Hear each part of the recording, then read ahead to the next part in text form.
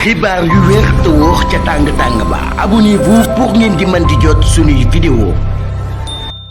ca prison Lat Diop am na ay jafe-jafe ci wàllum wér-gi-yaramam dinañ jaajëfal bu baax a baax ci àndi ak ñun ci chaîne bi di Buzz 221 HD ki nekkoon directeur général bu LONASE nekkoon ancien ministre des sports moom mi daal dafa mel ni wala sax li xibaar bi bind mooy dafa am jafe-jafe ak wér-gi-yaramam loolu yi l'Observateur moom moo ko daal di xamle ci journal bi nga xam ne publié na ko tey ji vendredi 14 mars.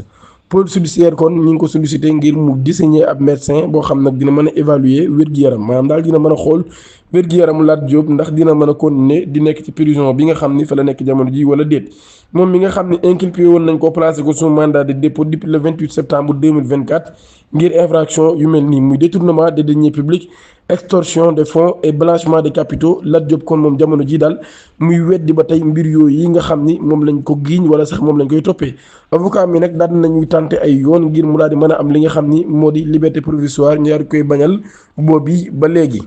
ba tey Alioune Top nekk directeur bu Sunugal 24 moom mi yoon daal dina koy teg loxo moom Alioune Top di directeur de Sunugal 24 ñu ngi ko arrêté ngir ay propos yoo xam daf ko yëkkati jëmale ko ci alpulaar yi ak division des fausses nouvelles moom mii nag ginnaaw bi nga xamee ni daan nay def ab ay révélation moom mii Alioune Top collectif bi nga xam ne nag mooy collectif pour la défense de la cohésion nationale ñu déposé ab plainte contre Alioune Top ngir incitation à la haine ethnique ginnaaw bi nga xamee ni moom mii nag daal dafa yëkkati woon ay kàddu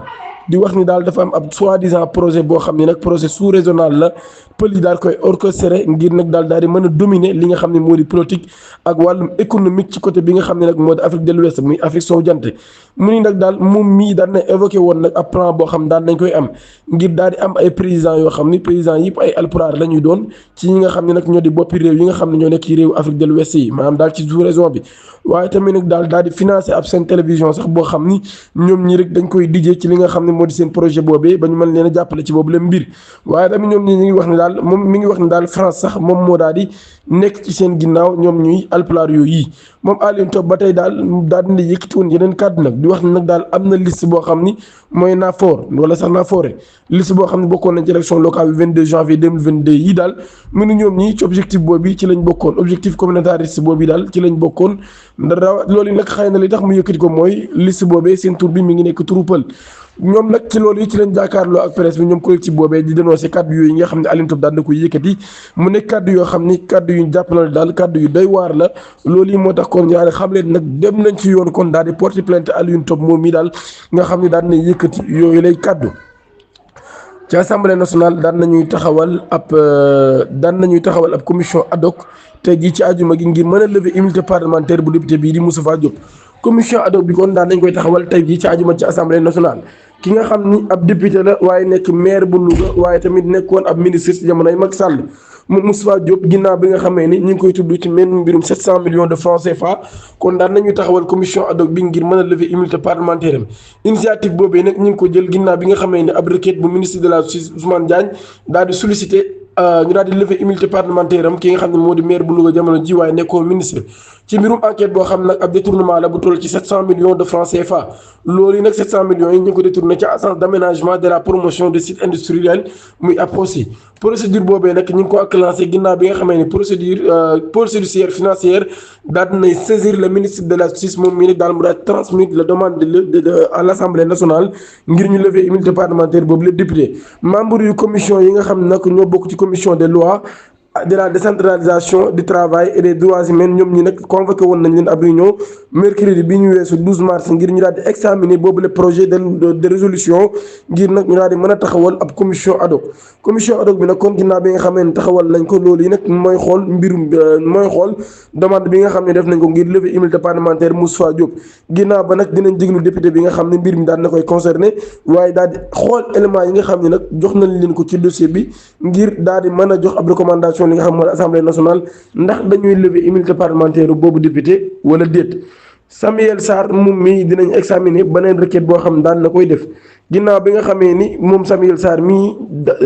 war nañ koo xool boobu leen mbir le 18 mars prochain. Samuel Sarr nekkoon directeur général bu West Africa Energy moom mii daan na jàkkaarloo ak chambre d'accusation ci juridiction bi daal dina wax ci boobu leen mbir mardi bi ñu dégmal 18 mars ci beneen demande boo xam ne daan na koy def mu nekk demande de liberté provisoire moom mu fi nekkoon ministre de l'énergie ci jamonoy Abdoulaye Wade. ginnaaw bi nga xamee nag daal na njëkk woon def ab appel defaat ko ñaari yoon juge bi daal koy bañ juge bu deuxième cabinet bi ginnaaw bi mu ko bañee nag daal di waxoon na sax ni li tax mu bañ ko rek mooy ci dossier bu bees boobee daal dara changé wu ci li njëkkoon a nekk ci dossier bu njëkk bi rek loolu yi lañ ci defaat ba tey tamit mu daal di wax ni moom magistrat bi dafay bañ li nga xam ne rek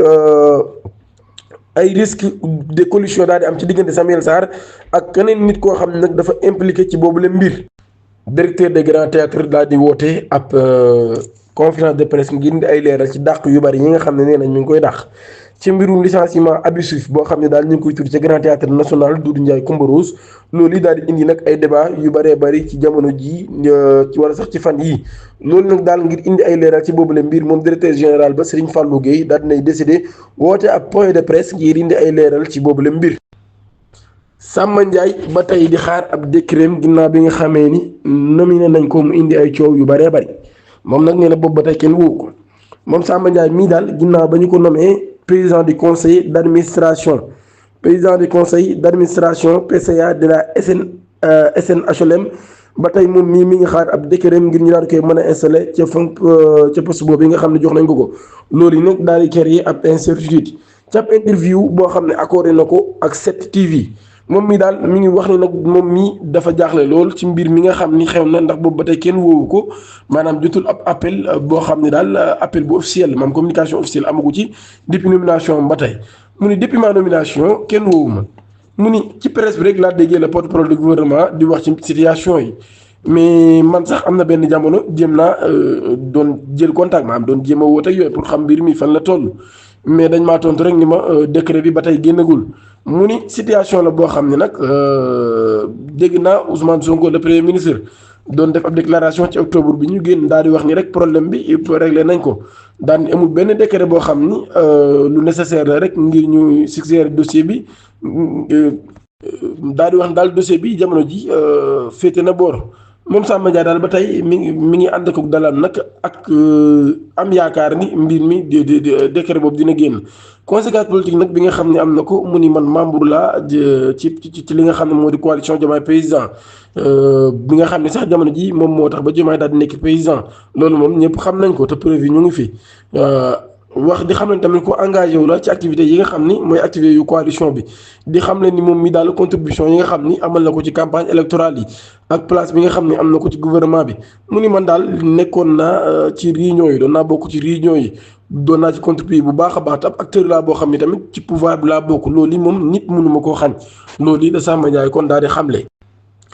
OFNAC la jaraaf Youssou Ndoye daal nañ koy woo village traditionnel lébu yi daal di amaat beneen yoon ay jafe-jafe yu ñeel mbirum suuf ci mbir mi nga xam ne yore nañ ko seen suuf yi mu nekk ab tension boo xam ne am na. vendredi bii bu fekkee désistement amul de dernière minute jaraaf Youssou Ndoye bu Wakaam moom mi daal nañ koy woo moom mi nga xam ne mooy jaraaf bu Wakaam waaye tamit Cap Vert moom papa Youssou Ndoye mii daal ñu ngi koy xaar ci kanamu office national de la lutte contre la fraude et la corruption OFNAC ci situation boo xam ne nag daal moom mii rek mi ngi doon def ab dénonciation mi daal pression la boo xam ni dañ ko koy teg depuis temps yëpp bu yàgg ba léegi daal ñu ngi koy teg yooyu les pression loolu nag daal mu jàpp ne acharnement la muy convocation bi nga xam ne ay convocation yu tegaloo la mun nag daal sonn naa feebar naa te sama toor bi ma am lenn rek la muy défendre bien yi nga xam ne sama communauté ñoom ñoo ko moom. dañuy ñëw ci mbirum Tahirou Sarr ak Farba Ngom ca Agnam dañoo def ab demande d'autorisation ngir amal ab marche boo xam ne nag dañ koy def ngir ñeel ñaari personnalité yi fa dëkk te ñu teg leen loxo. depuis le 7 mars ci la ñu déposé woon loolu yi ngir mën a amal boobu la manifestation waaye nag loolu yi daal dafa mel ne amuñu ci accord autorité ya nga xam ne ñoo nekk ci arrondissement wala sax ca sous préfet boobee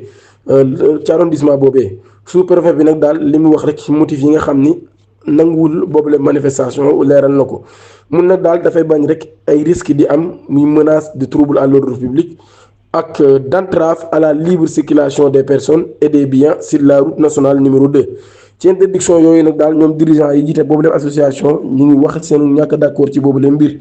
ñoom ñi nag daal ñu ngi wax ni nag dinañ redoubler effort maanaam daal dinañ yokk effort yi bu baax a baax ngir mën a am libération wu seen ñaari kilifa yooyu yi nekk ci bu dëkk ci boobu lépp dëkk ba tey daal ñoom ñi nag dinañ lancer beneen initiative de soutien ak ab campagne boo xam ne campagne de collecte des fonds lay doon maanaam daal ngir dajalay koppar pour organiser nag daal ay activités yu bëree bëri yoo xam ne daal mën na ay activités yu bëree bëri pour organiser waat ay activités yu bëree bëri ngir ñu mën a libérer seen naataango yooyu ñu teg loxo loolu kon la ñu daal di xamle ci ab communiqué boo xam daal nañ koy def di leen jaajëfal bu baax a baax ci ànd gi ak ñun ci chaîne bi di Buzz 221 HD di sàkku ngeen abonné suñu chaîne YouTube activé cloche notification bi pour bañ a rater suñu yeneen vidéo jërë ngeen